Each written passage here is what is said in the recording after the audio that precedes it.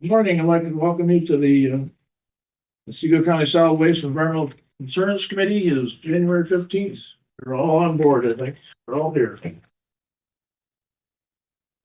Well, all you newcomers, and want to say your name? Sure. I'm Leslie Burley at District 7. Damon Hinchey, District 4. Keith McCarty, District 9. James Powers, District 2. Meg Kennedy, District 5. We're all here for this year. We'll start with Tammy.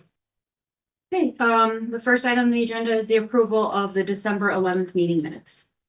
So moved. Second. Second. We have to roll call. We don't do roll call this week. All in favor? Aye. Aye. What's the? Sorry.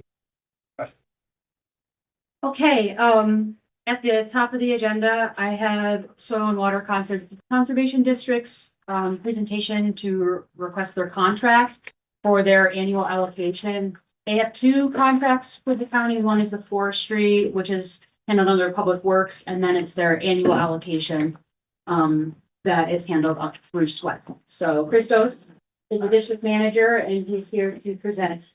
Should I come up? Sure. No. Yeah, we don't want them around the back. Hold up. Well, I can shout. Hold on. Hold on 1 second. You can sit in the big chair if you want. That's too much of a Your font's gonna look a little different from what it was in Google just because of the translation to Microsoft, so just. Okay. Different. Well, it is what it is. We'll make it work. We will make it work.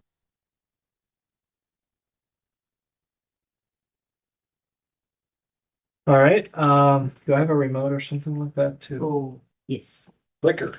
All right. Yes. Which often works. Well, I'll just do it manually. Morning, everybody. For those of you who do not know me, my name is Christos Yalanopoulos. I am the district manager of Otsego County Soil and Water Conservation District.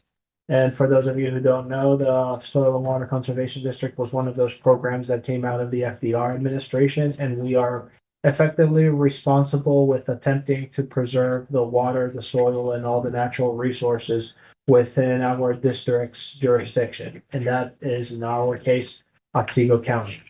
Next slide, please.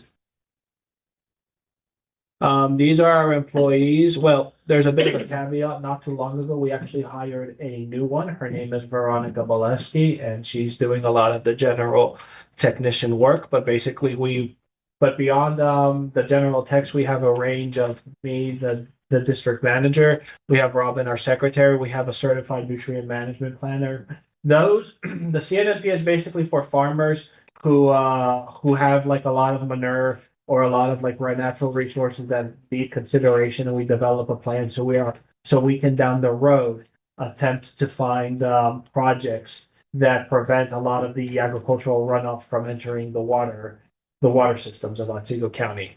We have our forest technician, and that is actually pertinent to one of the contracts that you guys, well, not you guys, the board over here will approve today.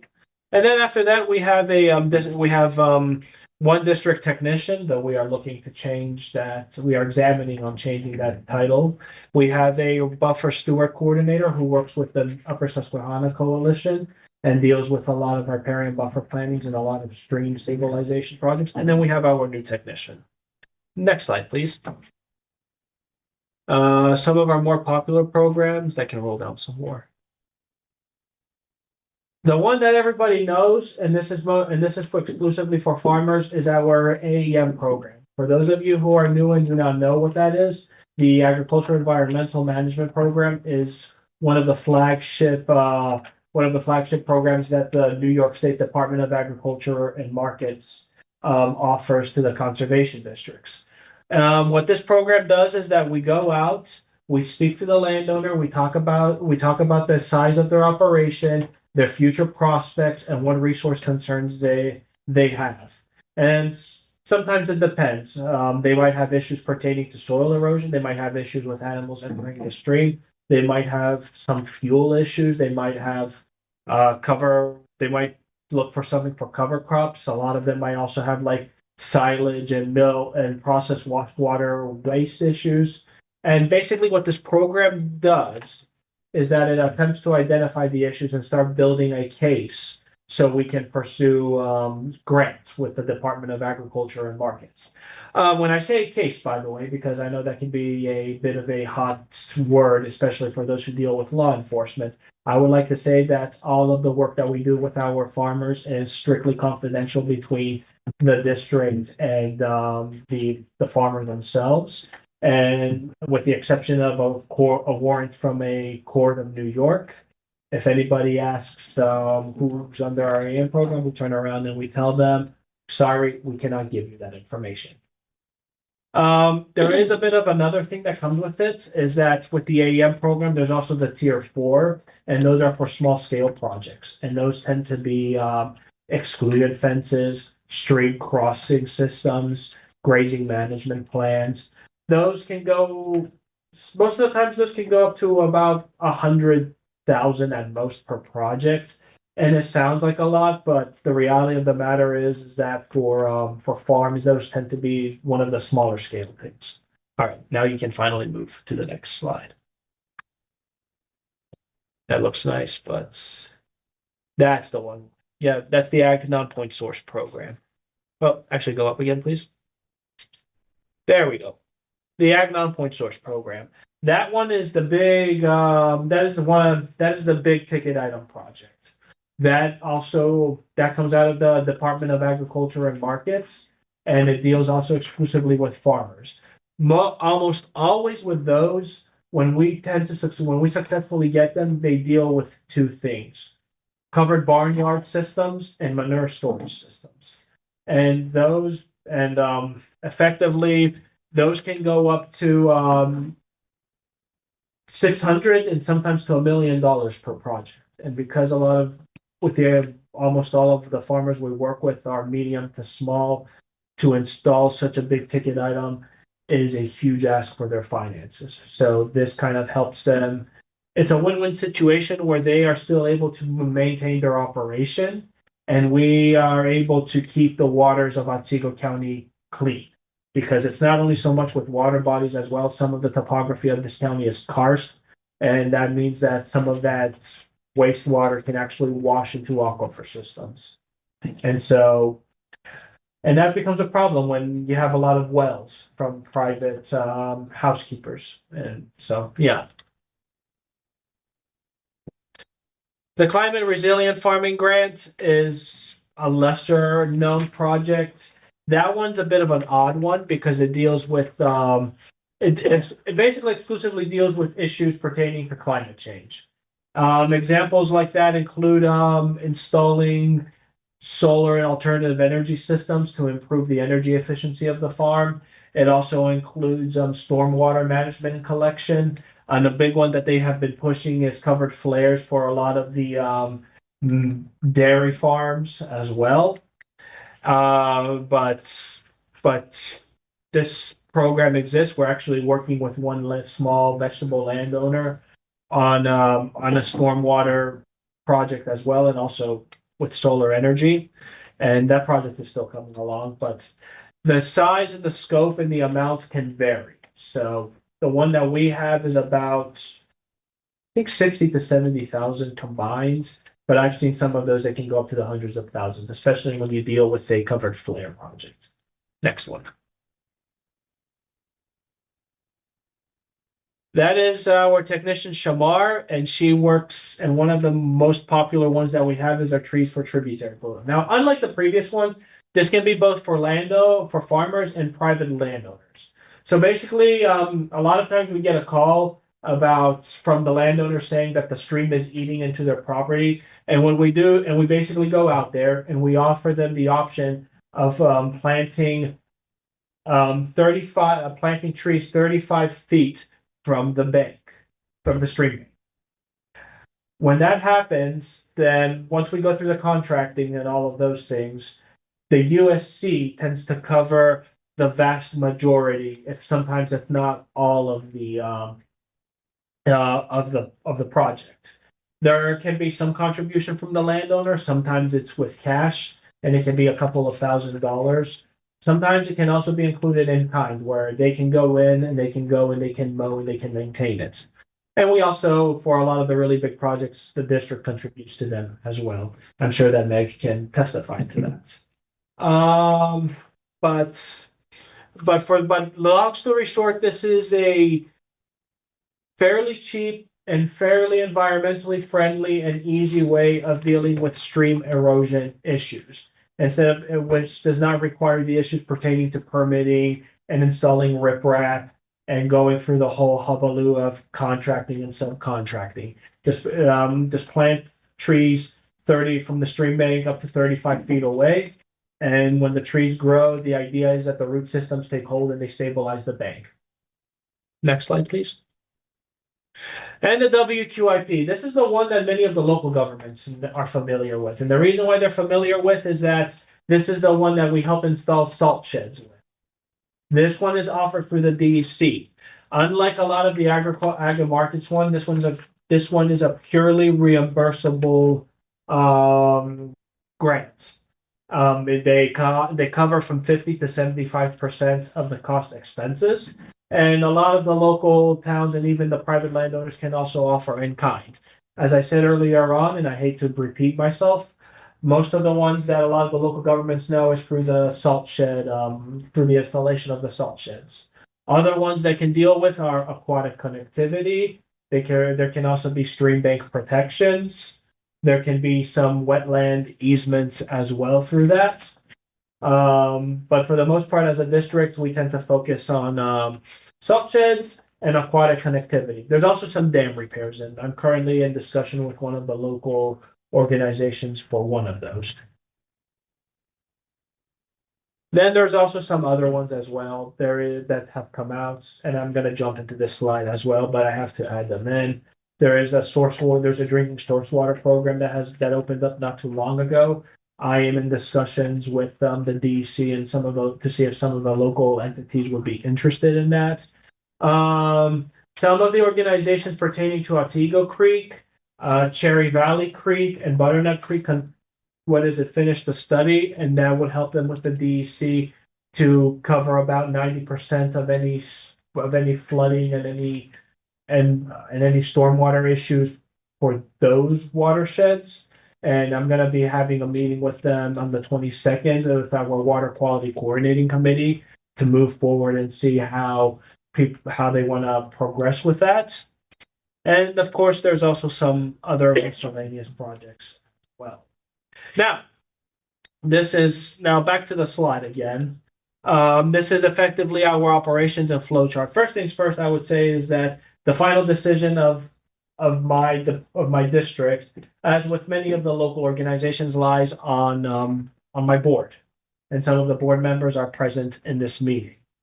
Because they have the final executive decision on effectively everything that we do. That being said and done, beyond those parameters, we also do report to certain other entities because we work with them to implement their projects. Those can be both the state and the federal level. From the state level, the two departments that we tend to work with most is the DEC and the New York State Department of Agriculture and Markets, and I've looped them under through Albany as well, because that is kind of the roundabout way of how I like to describe them. And then we also have our federal partners, which almost exclusively tend to be the USDA and RCS. We tend to mostly work with them as partners because we tend to cost share a lot of projects with them. But often than not, for example, our wetland easement contract that we have with them, we do the work, we report to them, and we get reimbursed down the road. We also do some other work with the Farm Service Agency. We're also working with Fish and Wildlife pertaining to a WQIP whose result should have come out last month, but that's still in limbo. And honestly, the idea is that if we can work with as many partners as possible, we can bring in more money to the district, and effectively the county of Otsego, and we get more things accomplished. Right, and now this is the important one that everybody cares about, the budgets. This is kind of the state allocation that we have going for us. We have our base AEM program, then we have our Part A, Part B, Part C. Those we all get from the agricultural non-point. Those we get from the Department of Ag and Markets. Part A goes into our basic operations. Part B is mostly what the highway departments know us through our hydroseed projects. So we get about $6,000 from the state of New York. We buy hydroseeding material and we give it to the highway department. So when they do their work ditching and any sort of ground disturbance work, they're able to hydroseed it and they can prevent a lot of the erosion from going into the streams. Part C is another big ticket one that helps us a lot with a lot of grant cost sharing. It helps us a lot with also our budgeting and our building maintenance and other vehicular maintenance issues. It's I call it the miscellaneous fund, but it helps forward a lot of projects that would not have moved forward otherwise. And then we have our ag non-point projects that we have the one that we are the manure storage one that is actually going to close this year, which is a good one. It's the one out in Mount Vision, for those of you who don't know. Well, round 31 opened up, and we are in the process of applying for 6 of those grants. I don't think we're going to get many of them. Well, not many. I don't think we're going to get them all, but the more we get, the better off we are. We have one ongoing CRF grant, and we've also put in 3, and we're going to be hearing from them moving forward into 2026. And then we have the WQIPs, which are more pertinent to the county level we have a salt shed project with the town of Pittsfield, which we hope to get installed this year. We also have put in an application for salt sheds for the town of Springfield and for the village of Unadilla. And beyond that, we've also put in for a dam removal down in Morris. That's with a private land. So it's, but the village, the town of Morris is involved in their own way.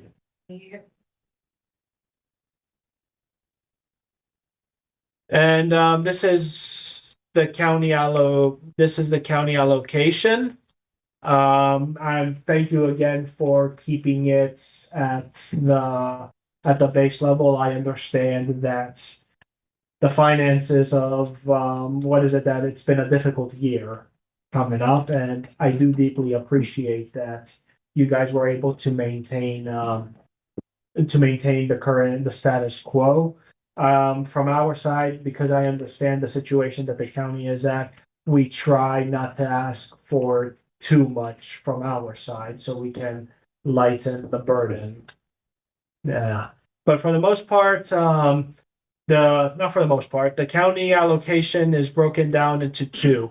We have the forest programs that we have our forestry tech run, and you guys mostly know that through the stand evaluations, through the forestry management plans that Mr. Zimmerman releases. And also when the time comes to actually auction it out for the timbers, for the timber sales, basically he deals with a lot of the price estimation for the stands, also for preparing the packets for the bidding and the things pertaining to the bonds and other miscellaneous items as such.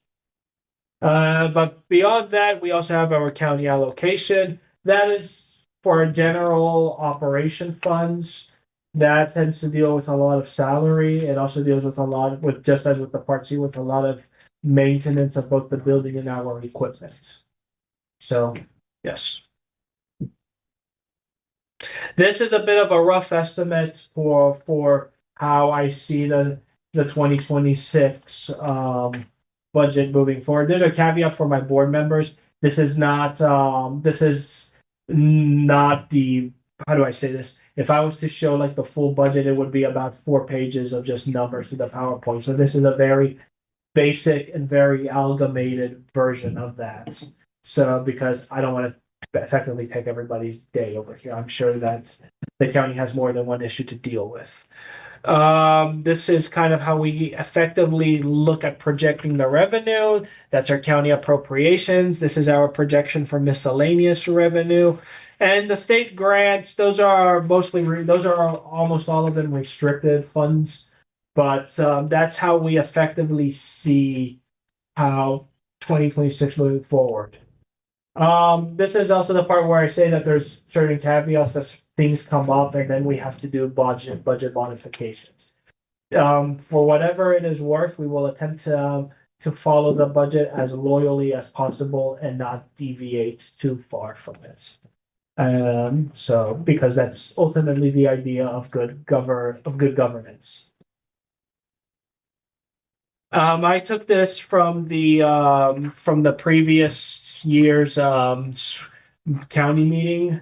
This is kind of the breakdown of I want to say our salaries, but also like the cost of our employee maintenance. So this includes things pertaining to healthcare, pertaining to dental, pertaining to retirement, pertaining to and social security and all of those factors. So when you see like the 100,000, no one's getting that kind of salary in our department. But this is the cost of maintaining of our employees, and I wanted to show that that number one, the county allocation does not exclusively go to the employees itself.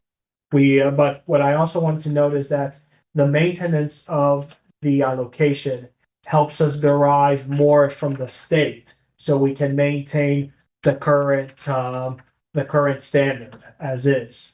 And as you can clearly see, is that some of the things that we have, especially, well, the legend is a bit hidden, but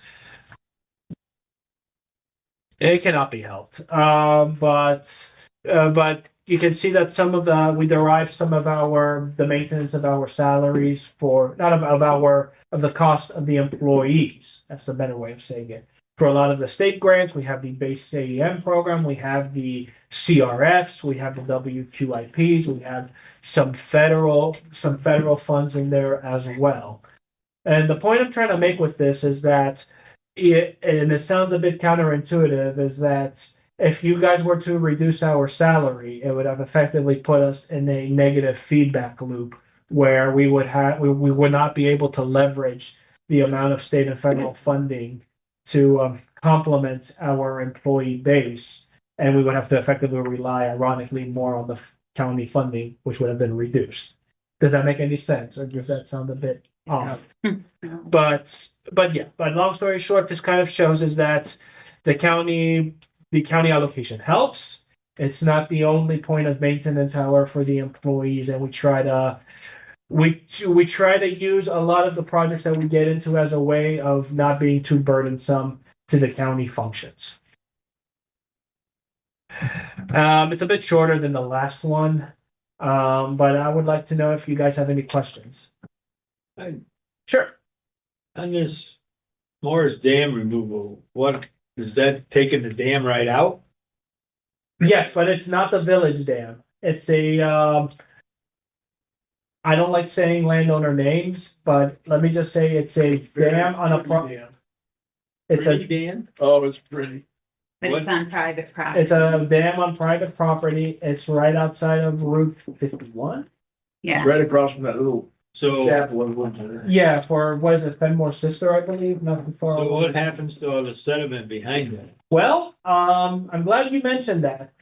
By the laws of the DC and per the grant parameters, it is the responsibility of the contractor and the engineer to implement that project in such a way that all that sediment that has all of the unwanted materials, and I'm going to leave it to that, to be disposed properly in accordance to DEC standards. That's why we have multiple funding streams on this. We've requested state funds, but also we have different partners who have also requested it, Yes, like Trout Unlimited. Limited.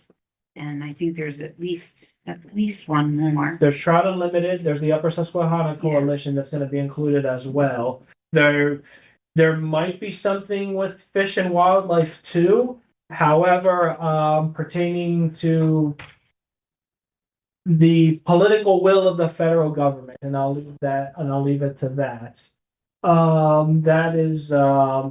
That remains to be seen, but I do definitely know is that there is funding from Trout Unlimited, a NIFWIF grant, and there is, money and, in labor from the Upper Susquehanna Coalition. So it's a pretty big project. It is a very big project. And the reason for it having to happen is that the landowner has been told they have to remove it. No, the land, I feel I- like there was some urgency that it had to happen. that dam is old. It's been old for a very long time. Honestly, the landowner does not maintain it, so it's only really a matter of time before that dam collapses. Is But- it concrete or is it wood? Is it concrete?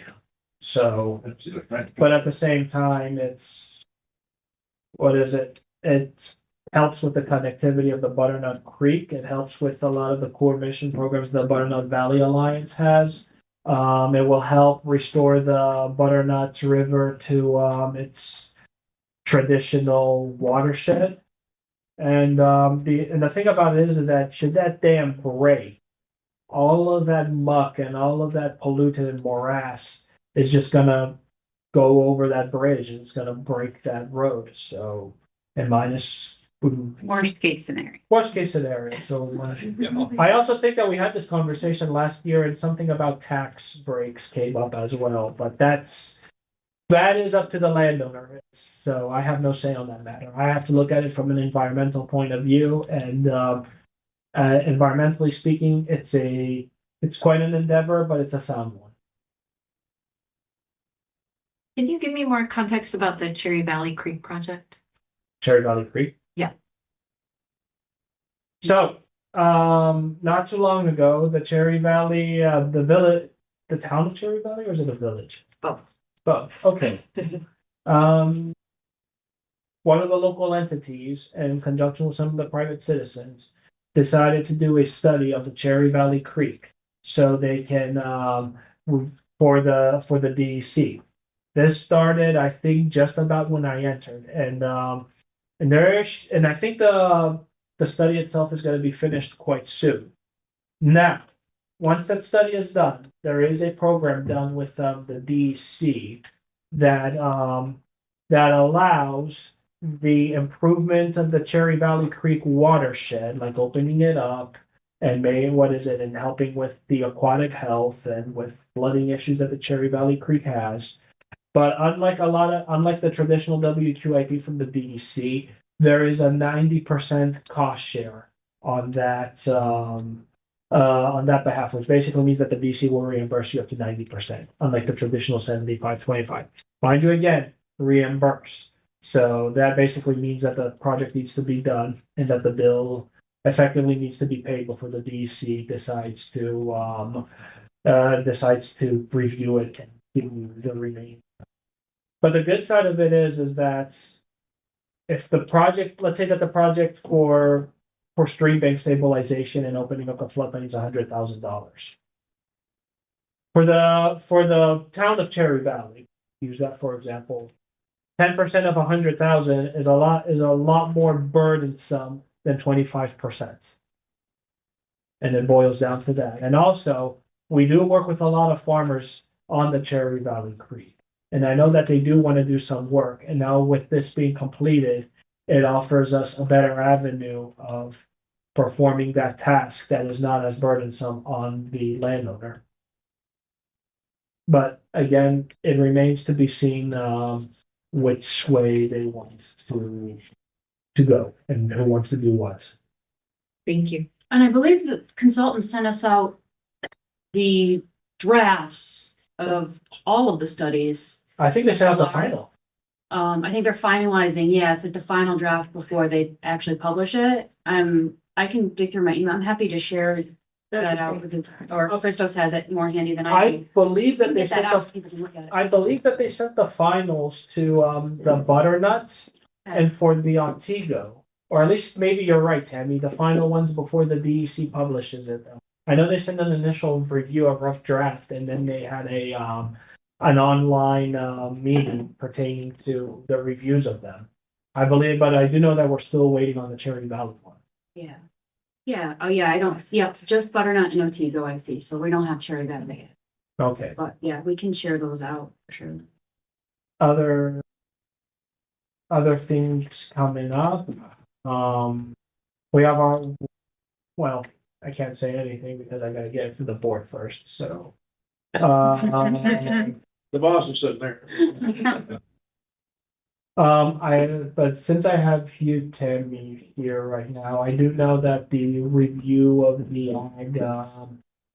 ag stuff is, The Is, ag district. of the ag districts is ongoing.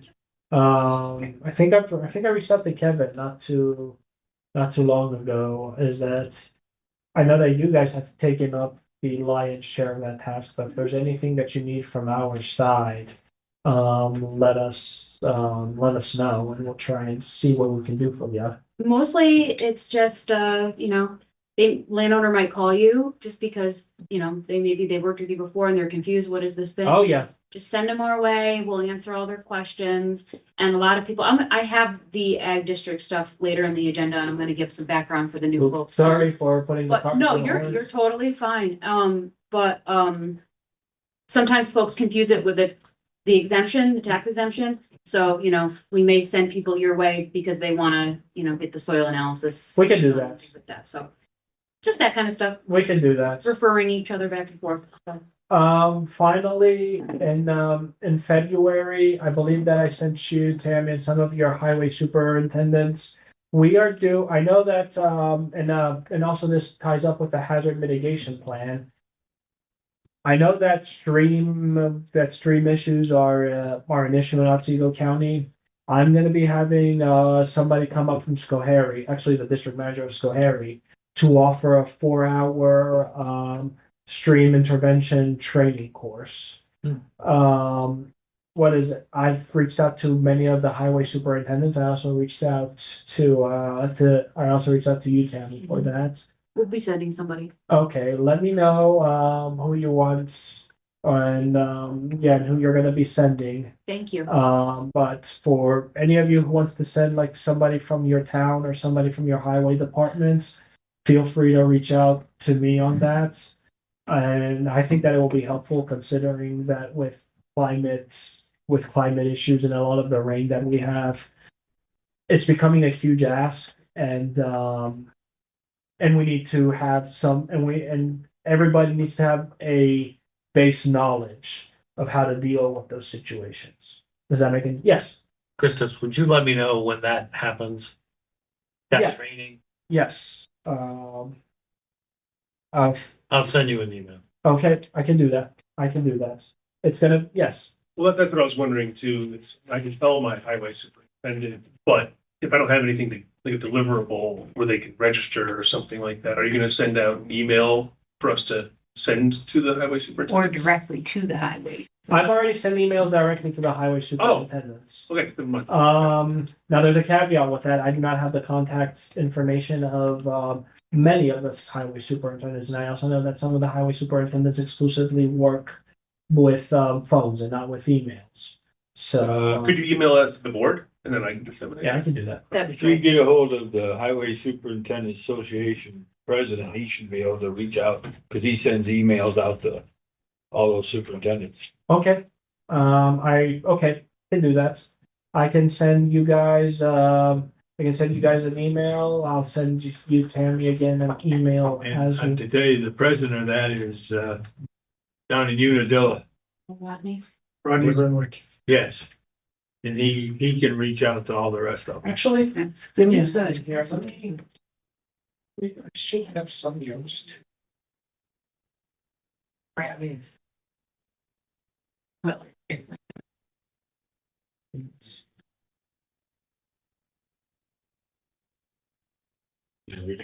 Yes, I do. I do have. Thank you, Tammy. He just said Rich Bremer could just reach out to all the people. I've already sent an email to Rich Brimmer. What's wrong these? Frederick? Yeah. You know his email? I'm checking my. I should. pretty much. Is this pretty much it for your review? Yeah, this is it. Well, I have one more question. Oh, well, we passed a resolution to get a new survey at the 400-acre parcel we're looking at Mhm. over by the Meadows building. I know there's a lot of prime farmland in there. And I was wondering if there's any intent for you to do a review of the land itself. And because I'm not sure if surveyor's going to delineate exactly where there's prime soils and things like that, if that's appropriate. So this is what we can do. We can use the parcel and we can actually come up with a soils map. Now, the soils map is not, I would call a legally binding document. It gives you, as is typical with many of these things, an approximate estimation of what soil types are in the parcel that you are looking at. I know it's not the best answer, but it's the most honest one that we can give. Okay. Now, if there's a wetland and all of that, I can send some of the text out there and they can delineate which part of the property is a wetland and which part of the property is not a wetland. Just as with the soil one, it's not like a licensed surveyor thing. We go out, we write a report, and we basically use what we know to flag the areas that we consider a wetland and not. Now, if you want something that has like the stamp and some form of state approval authority, you're gonna have to go for a licensed professional surveyor. Sure. Those are the two best options that I can give you. Okay. All right. Yeah. Anybody have that? I sent you his Yahoo email. Okay, sweet. I'll I say, have one comment. yes, I just would like to thank you for the work that you do for the district. I think you've been doing a great job for the 3 years that you've been with us. And I appreciate your report today for clarity and content as well. thank you. Sometimes feels like I fumble it, Very but There's his phone number. Tammy sent me his email, but yes, but I also like to say is that, well, thank you for that, but I also have good staff behind me. So I'm only as good as the people that I work with, both on the higher ups and on the low and also on the lower downs. Right. I'll send you, Tammy, you and the President's Association for that again. And we'll take it from there. Yes. We do need a resolution for the 165,000 to approve the contract. Is it 210? The other portion is with Highway. So that's a different contract. So before we make that, just a background, especially for the new folks. We'll get a resolution, we'll go through the process and go to the board. That will authorize either Ed or myself to sign the contract. We'll do a review of all the terms and conditions, that kind of stuff. The county attorney will also do a legal review. And sometimes there can be back and forth on that. That happens after the authorization. I'll make the motion we pay soil and water contract of $165,000. Seconds? Second. Any discussion? Roll call. Powers. Aye. McCarty. Aye. Kennedy. Hi. Kinchy. Yes. Brilliant. Aye. You're off. All right. You guys need anything from me? You know where to find me. All right. Enjoy your guys' weekend. Thank you. So for the new reps that, because of the amount, the next step for that will be admin. And Cornell Cooperative Extension also has 2 contracts that come through this committee. They'll be coming in February for that purpose, so just for your awareness. The next item on our agenda is an approval request. We need to confirm our interest to participate or continue participating in the New York State Environmental Facilities Corporation Septic System Replacement Program. This is for round 5. And they have their recommended water body inclusion lists.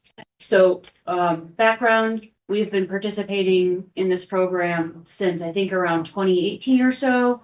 It started with just Goodyear Lake and it's since expanded out to other water bodies.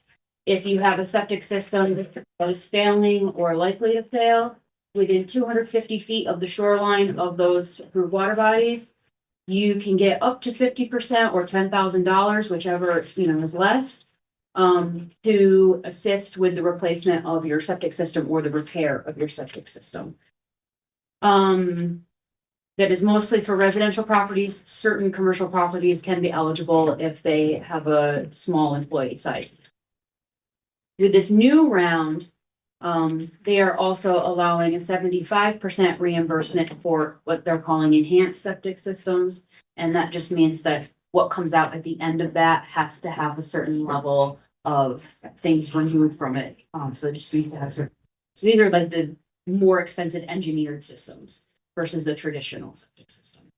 So that is a new change that won't be in an effect until we get a contract back from the state. So our current program as it stands is still the 50% for any kind of septic system, but if we move forward and say we want to do this, we can get under contract with the state to continue the program and get that 75% for the enhanced systems. I also have the spreadsheet showing the eligible water bodies. DEC conducted an estimation of the number of septic systems within 250 feet of those water bodies. And then we also did our own estimation using GIS. And you can see those numbers are, I mean, relatively, with a couple of exceptions, relatively close to the DEC's findings. Last time, even for those water bodies that had 0 septic systems, we still approved them because it didn't hurt to just have them there. There may be a septic system that we're not aware of.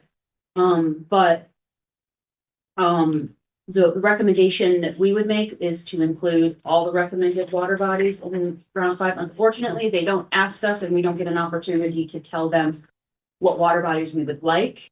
We still do tell them what water bodies we would like to see, but so it's all selected by the state. Can I ask a question? Does that 75% also have a dollar amount cap? I don't know that they have delineated that yet. We'll know when the contract comes. Thank you. I would have to imagine it would be an increase from a fee. What's the enrollment been like since 2018? Let me pull that for you. I can. Not the greatest. It's hard because even with the reimbursement and the assistance, they're still really expensive. And if you have a small parcel on a lake, you have to have an expensive system. Because you don't have a lot of space to work with. So it's still been a challenge for people. The thing that we can do is for people who qualify for our CDBG housing rehab program that we do on the planning side of things through IGA. If people meet those income requirements, we can match those funds together and get somebody's system 100% funded. If it kind of everything aligns the way it needs to, but that's an option for people. We don't need direct mailers, like kind of like query the buffer zone and then got a mailing address We list. did, at one time in the past, we don't get any administrative funding for this. So we don't have the budget to do that every time, but we do work closely with the lake associations and we let them know and they do a really good job about putting that information out to the property owners. Honestly, we get so many inquiries though. A lot of people ask us about it. It's just a lot of people don't end up being qualified. But I remember I asked a few months ago, but I don't I would tell you no. No. Is this a reimbursement? I mean, because if a septic system fails and you wanna have that taken care of for your own property, is there a penalty by being disqualified by doing the repair, then asking for money, or do you have to be in line? Is there a delay in the funding and all that? So it depends on the situation. There are scenarios where we can, the property owner can have us work directly with their septic system installer and they get to choose who they work with. That's their choice with the program. Most of them say, I'd rather just make my contractor whole and deal with the reimbursement with you later. But that is an option that they have for our portion. They could pay up until, what our portion is, and then we can issue that payment directly. It's more complicated, but we can do it, can be done. And then we don't do it very often, we've done it like a couple times. And then, as long as somebody's qualified and they replace their septic system after the point at which their water body became eligible, theoretically, somebody could come to us after the fact of already completing their septic system, find out about this later, and if they've done it within that timeframe, we can still, as long as we have the funds available, we can still assist them. Looking at motion, please. Yes. Yes, to approve, include those water bodies. I just had one other quick question. Do you know if like a small nonprofit would be eligible for this enhanced? Potentially. Okay, Yeah, thank you. I would say have them reach out and we can go talk with the state and see if we can get that. I move that we continue to participate in the New York State EFC Septic System Replacement Program, round 5. Second, And water body infusion. I'll second. do we have any further discussion? I do have a question. Good. Is it anything on new construction? Is it? No assistance, it's only repair or replacement. I was interested in what's gonna go on with the industrial park up in Richfield at the end of Cranberry Lake. Yeah, and I bet that would be too large for this program. I had to guess. But, yeah, not for new. Any further discussion? Don't need roll call for this, do we? We do, roll call. Powers, Aye. McCarty, Aye. Kennedy, Aye. Hinchey, Yes. Burley. Yes. So that's just for that. I'll be back for a resolution request at some point when the state actually gives us the contract and we know how much more money they're gonna give us. Next is a resolution request. This is to apply for our household hazardous waste grant. This is a atypical grant program in that they don't let us apply until we've actually held the event. So this is for the 2025 event. Kyle estimates that we'll be requesting around $35,000 in funding. It's a little under half of the cost to hold the event. So move. Right, A second. any discussion? All baby, don't go vote. Powers. Aye. McCarty, Aye. Kennedy, This Aye. is Kyle Sauer. Hinchey, Yes. Burley. Yes. You already approved that one. We get it. Okay. So I'm getting us loaded up on the right tab, but for those of you who are new, Kyle does a monthly report, reporting on the stats and the trends with our solid waste and recycling program. So I will let Kyle take it away. For the, so for the month of December, at our transfer stations for MSW and CND. Say them out, say the acronym. Sure, so we have Northern Transfer Station, which is a NTS, there's Southern Transfer Station, the STS, so Cooperstown, Oneonta, and then, out of county, solid waste, MSW, CND. It still goes to those 2 transfer stations, but comes from out of the county. And what is MSW and C? So MSW is municipal solid waste, and then CND is construction debris. So we're currently paying, or we collect $102 a ton. That was in 2025. So this represents that.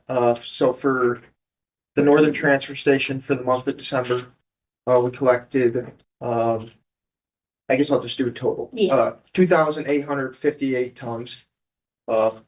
At both transfer stations and out of county. We generated a revenue of $292,234.45. So that was the tonnage times the $102 a ton and the $105.50 a ton. So that's what we generated, and then our rebate from Casella for the month was $3,291.59. So that's what we generated versus the cost. But you can see our cost to Casella at the Northern Transfer Station is $101.03 a ton, Southern is also 101.03 a ton, and then the out of county is 102 a ton. And just briefly, quickly, we want to do this every month now, but just tell them where our waste goes. Yep, so our waste currently is going to either Ontario or Chemung County landfill. We mostly work with Chemung, but there is times where some of the waste does go to Ontario. So you can see in the Excel file, during the month of December, Southern didn't send any waste to Ontario. Northern sent 108, only 62 tons.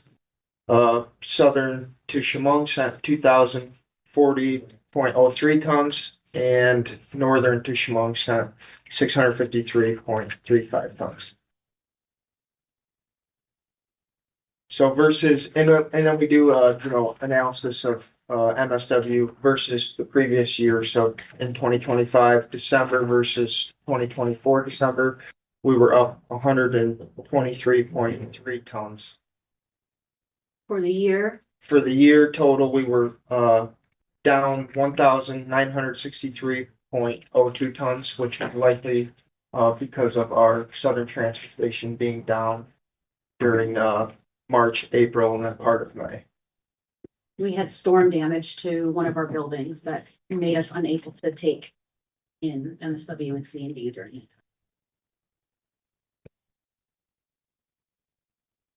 So for recycling for the month of December, if you want, do you want to go up to the top and I'll Oh, yes. show that too? So we have the tonnage of what we collected, and then our cost to Casella per ton, which is $97.86. We have our tons recorded at Appalachian, so that's the materials facility that we currently bring our recycling to. There's the processing rate, so that is what it costs at the facility to process the recycling. The total cost at the processing plant. We have our mattress cost to Casella, so we, during the 2025 year, we're offering assistance on mattresses. We were paying $5 to offset the cost. We have our commercial hauler tonnage, so that's any commercial business that or commercial hauler that does recycling in the county. So anyone that's part of our program as a registered hauler that brings in commercial recycling. There's a cost for them that's $75 a ton. We have our metal rebate, which we have a collection at both transfer stations for metal, and Casella and us share the cost or share the rebate of that. We have our compost revenue, which is our compost collection down at the Southern Transfer Station. We have our net due to Casella, our monthly invoice, and then our county employee costs, which we have a county employee at both transfer stations that's assisting with recycling. And then our monthly total, our cost per ton plus the labor, and then our cost per ton. So for the month of December, for recycling, we collected 315.67 tons. This was at our transfer stations. Our cost to Casella was $30,891.47. Usually I don't go through the whole thing, but I can for this month. So at Appalachian, we processed 286.78 tons. Our processing rate versus last month did decrease a little bit, so it's $115.66 a ton, which gives us our processing costs of $33,168.97. We have, I don't know if I typically go through and share that we Yeah, we can do that on the the next. mattresses, yeah. There's another column for that I typically share as well. Same with the metal, so I think that's probably pretty good. And then typically I share the analysis versus 2024 as well. So on the next slide, December 2025 versus 2024, we were down 29.06 tons for recycling. In our total for the year, we were down 316.07 tons versus 2024. Again, likely attributed to the damage at Southern. So where does that recycling go once it's processed? Well, we did confirm it stays in the US. they'll stay in the US. Can you share a little bit more? Em? Yep, so it goes to the, That was from Casella. He's the sorry, I'm general at manager Pretty on with that. Casella Waste. So it goes to our MRF out in I never say this. Appalachia. Appalachian, thank you. Appalachian, where everything gets separated out there. And we finally did get full confirmation that 90% of it stays in the US, some does go up to Canada. And different materials would get bought by different companies, different places to recycle it. Any questions? I do have Yeah. one question. So does, Casella use those revenues to reduce the cost? Like, if you were to trace it back to say, if you take it to your MRF and then you guys sell it, is there a place where that money can help reduce the cost upstream, if you will? I will say yes. That's of how it works. That's sadly above my pay grade, and I can find out exactly. Bring that to the next meeting. Thanks, Sam. So additionally, we have some other opportunities for recycling in the county. So we have electronic recycling.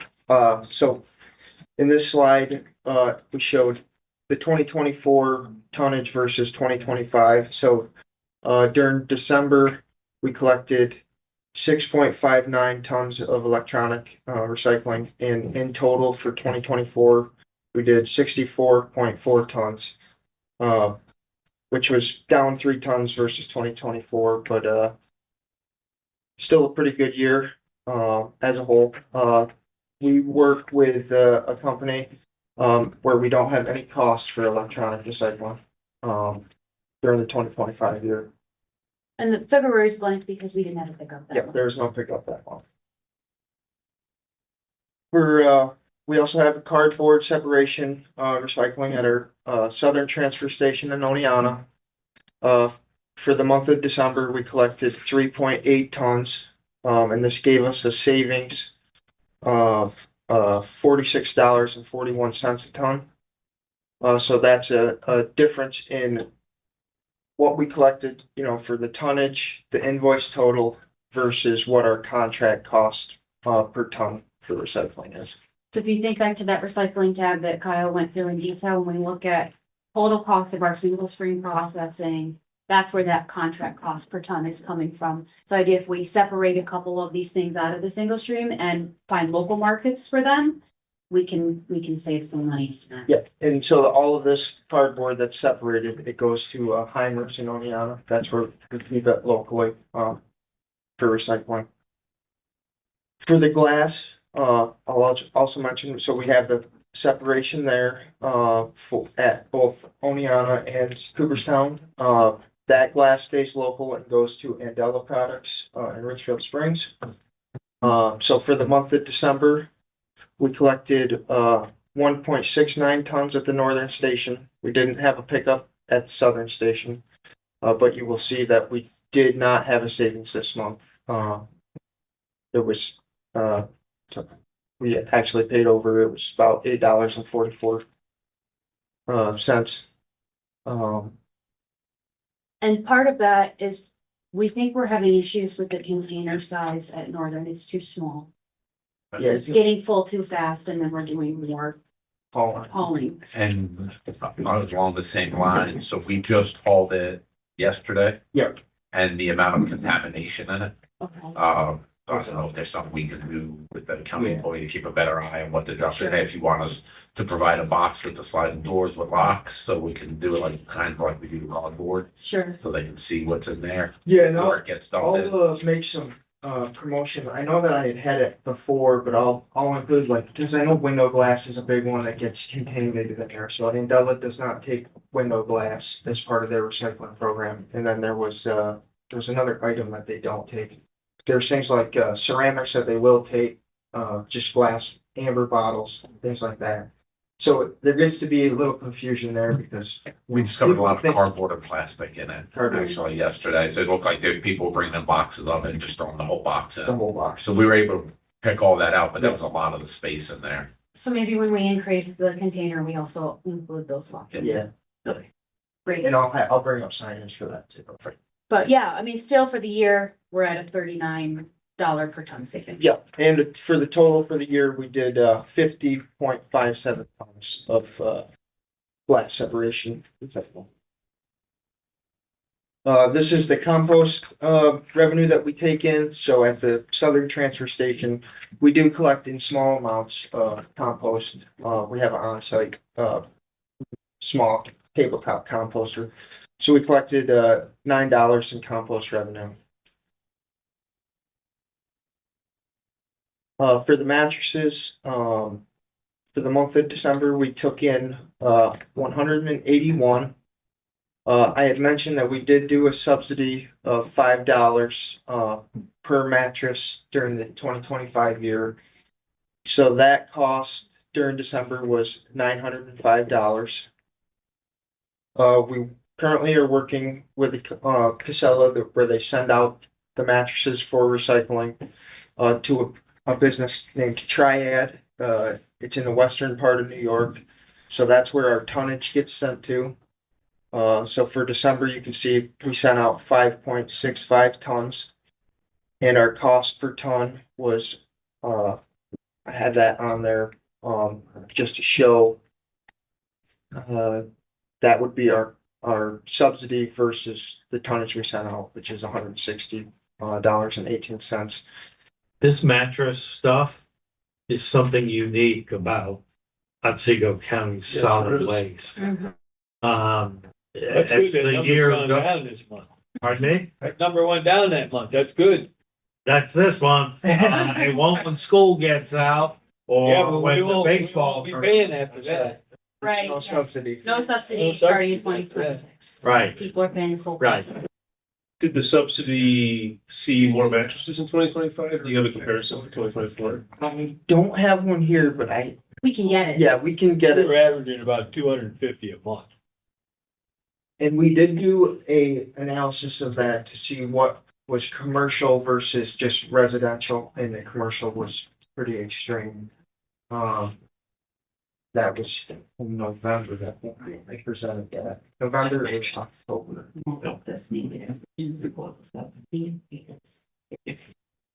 Great, that it? No, there. We didn't have any books picked up for the month of December. Metal, we did, we sent 6.34 tons from Southern Transfer Station to Otsego Auto Crushers and 4.7 tons from the Northern Transfer Station. We got our rebate share of $655.27. And for textiles, we collected $80.99. So that's we have a collection bin at both Northern and Southern Transfer Station. Consists of things like clothing, blankets, shoes, all sorts of that stuff. And we work with a business that provides us revenue from that collection. Tires, we didn't send any out for the month of December, but we are currently recycling tires now. That started this year. We send them to a company called BDS Tire Recycling in Maine. And then I think I included in the cans and bottles the total for the year. Oh, yes. So for the total for the year, we collected in 5-cent redeemables, $6,361.35. And we share that money with DSS. Any that we collect, we receive a check for and then pass that on to DSS. Can I comment? I go to the transfer station on Springfield. I'm amazed how many 5-cent bottles and cans get thrown in that recyclable dumpster. And there's no way to separate them out for. We could always deem one dumpster for returnables. Because most of these. Well, the thing with it is, they got a place up there to put them for the money for the library, but they still just dump them in. It's Sadly, unbelievable. by the time he gets into our truck and gets mixed with everything else, you're talking our trucks carry 14 to 18 tons of recyclable material. I can't picture how Try much to money dump that people are on the throwing truck. away. It's I amazing. mean, we still even see them when we have the can shed up there. Yep.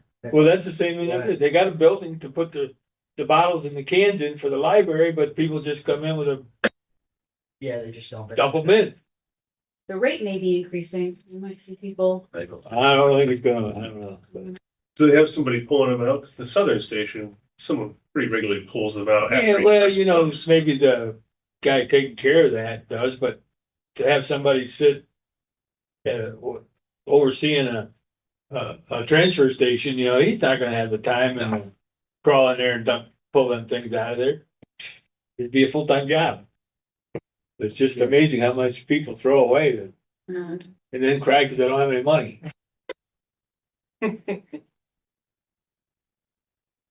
Any questions for Kyle? I have a question about the composting. I know it's kind of the elephant in a lot of solid waste rooms, but what's going on with that? I mean, 8 small buckets, I don't think is a lot of compost. Are there talks? Are there grants? I know at one point Beisler's over there was gonna have some hauling for the college. I mean, is it just kind of a struggle and we're just dealing with the struggle? That is a long story that I would love to fill. If you want to, maybe give us a call sometime, I can, Okay. if anybody wants that, because I fear I would take too much time Sure. to show how that site transpired and why. And we just figured, well, let's try to do what we can passively, and that's what we're doing right now. There are so SUNY's doing some really interesting stuff, that's helping to alleviate food waste. We are also, and this is in the citizen-centric report, and we'll be talking more about it here in a second, but looking to do some significant improvements to the southern transfer station. And one of those includes the construction of a new MSW building, and then in the footprint where the current MSW building exists, to use that for expansion of programs. That is one program that could theoretically be utilized, with that space. And there's other different programs, that we could also look at using that space for. But that is the idea. Is we're space constrained right now with the buildings that we have.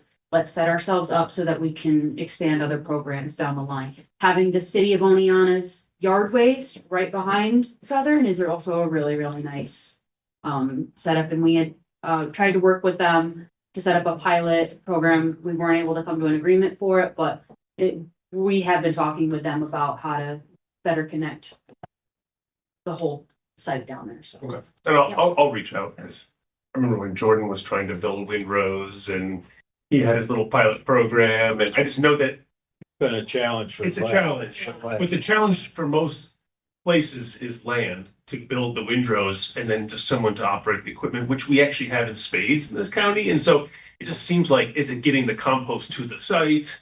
I'll pick your brain. Yeah, and honestly, the best thing people can do who have the ability to do it is to compost at home. Yeah. Let's keep it all there where that's what, and so being a rural county, we only have certain communities that are really going to be viable participants Sure. in it, but certainly we have a lot of commercial folks who are generating food waste, and how do we address it? Yes, it's on our minds for sure. It has been for some time. Yes. And you go to non-diet county, Yeah, it's huge. huge. Piles of compost are as big as this building. It's just. Here we are with the buckets. Those people are diligent about bringing their compost. Let me tell those people. I will say a lot of the businesses, the bigger businesses, the colleges, the Job Corps, things like that, are more actively pursuing food waste options. We've gotten a lot of calls recently, besides what we did at SUNY Oneonta, our local college and Job Corps, and a lot of businesses have reached out to us, and we're doing programs with them now. Not to the level of SUNY Oneonta, least to pull it out of the waste stream, which will save on that tonnage. So it is getting better. It is a very slow. Oh, yeah. It's slow stinky and moving gross and full of animals. They started with the New York State law, but then they gave everybody waivers. Yeah. So hopefully it gets better as we move forward. I'm gonna, if you don't mind, I'll skip over soil and water. I feel like that we've covered that. Enough of that, Dwayne? Yes, I think that you, unless there's any specific one. But other than that, I think we're good. Under continuing business, I just wanted to give the reminder, we are currently in a 30-day window for both the open enrollment for the agricultural district, as well as we are in our 30-day period for responses for our 8-year review. We maintain the counties, we have one agricultural district comprising the whole county. And the benefits are really only available to the property owner if they are actively farming it. However, it doesn't really hurt you to be in it. If you're not actively farming it, it doesn't prevent you from doing anything with your property or anything like that. Has no impact on your taxes. That's a different program. And so the 8-year review is the only opportunity for folks to leave the district. They can join the district annually. So I'm just sending that reminder. I gave you all a printout from our website. But if you have constituents calling you asking about it, send them our way. We'll get their questions answered and make sure however they want in or out that it's resolved for them. We'll come back to you in the next coming months. Our Ag and Farmland Protection Board will meet and they will review requests and then they'll make a recommendation and then I will bring this through this committee and ultimately to the full board for our final review and addition removal. I just have a question, Jenny. So people who are currently in the district, they're receiving a mailing? Yes. And if they do nothing, do they stay in or do Yes. they have, okay. Yeah. So doing And nothing. then so, why did you mail? Well, we were required by law to mail Okay. every single property owner, but yes, if they don't fill it out, they'll just stay in. Good to know. I Yeah. told them correctly. Don't fret. Some people are like, I own like 15 parcels. I cannot fill out this form. I'm like, that is fine. You don't have to. I have a question about it too. Even though the benefits are usually individual in the district, Mhm. if we have a certain percentage of our, say, tillable ag land in it, do we become eligible for different types of grants through ag and markets, anything like that? There isn't like a benchmark Okay. for that. Having a strong ag district program does, strong participation does, make us more favorable Mhm. generally, but not in any sort of specific way. Okay. Yeah, it's really more to the property owner themselves. If there's a project, that's could, be harming their ability to farm their land, or if somebody is trying to stop them from farming because they don't like the noise, they don't like the smell, whatever, their ag and markets can assist them in trying to resolve those issues on their behalf. And it's all case by case basis. Anything else? Okay. Just to keep you updated on the progress with everything with Southern Transfer Station, we hadn't heard from Delta in a little while and we're prodding them, but I guess in the background, they were finalizing a lot of documentation for us. So we have a meeting scheduled with them tomorrow. We're gonna go over, it looks like, a lot of detailed documentation to start getting us ready to put the bids out for construction. So, Steve, at some point, probably have to have a conversation with you. Yes. In terms of the bonding to get ready for that. But we're moving along now, so. Do not spend any money on this until we get the bond resolution. Okay. And that, as you know, from our earlier attempts at other projects, will involve a seeker Yes, experience, shall we say. yes. Okay, so I will have a lot more information by next. And I just wanted to share under new business, you may have heard about it or seen it already, but Steve invited us to participate in the Association of Government Accountants. They go by AGA, right?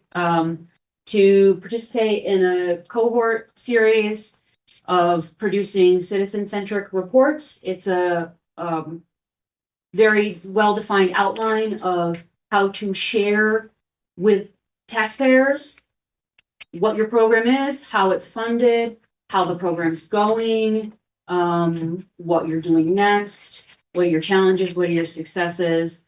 So I just wanted you all to have a copy of it, so that you're aware that we participated in it. I got quite a bit out of it. And I felt like it helped me to learn how to better communicate what we do in a way that everybody can understand. So,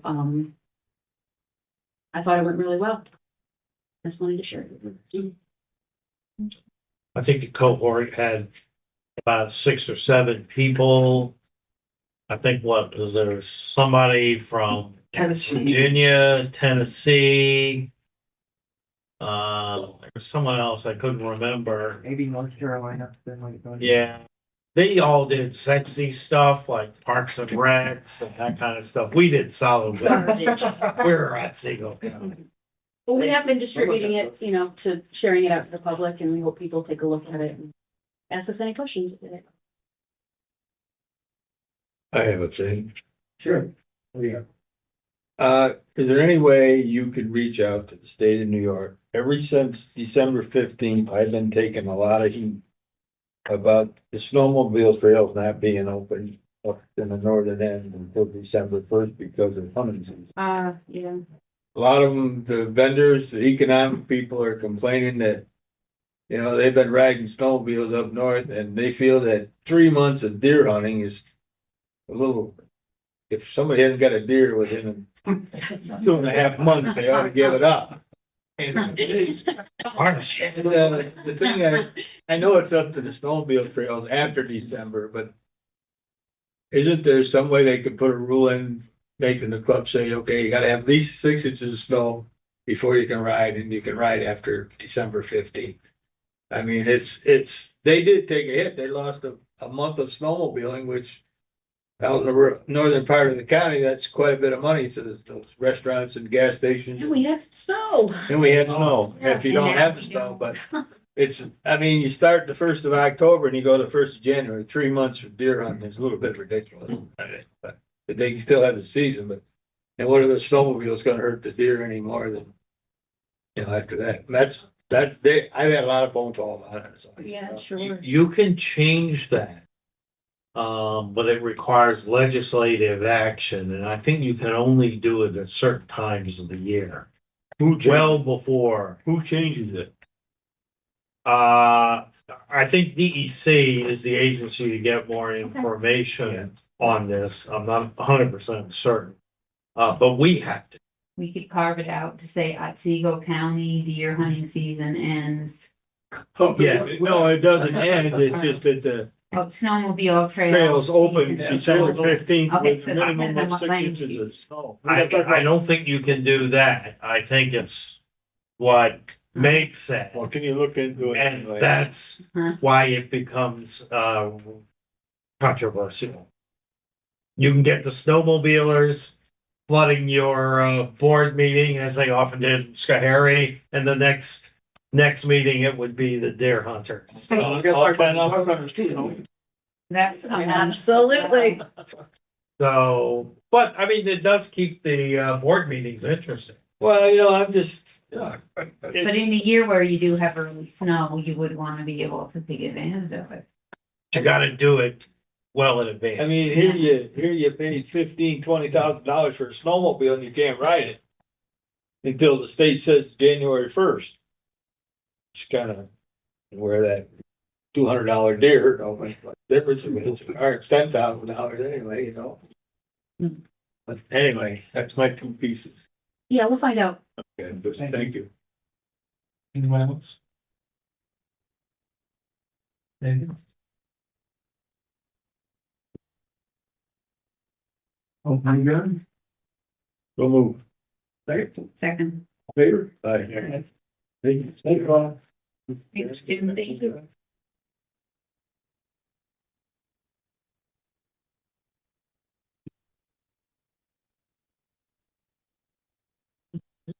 Don't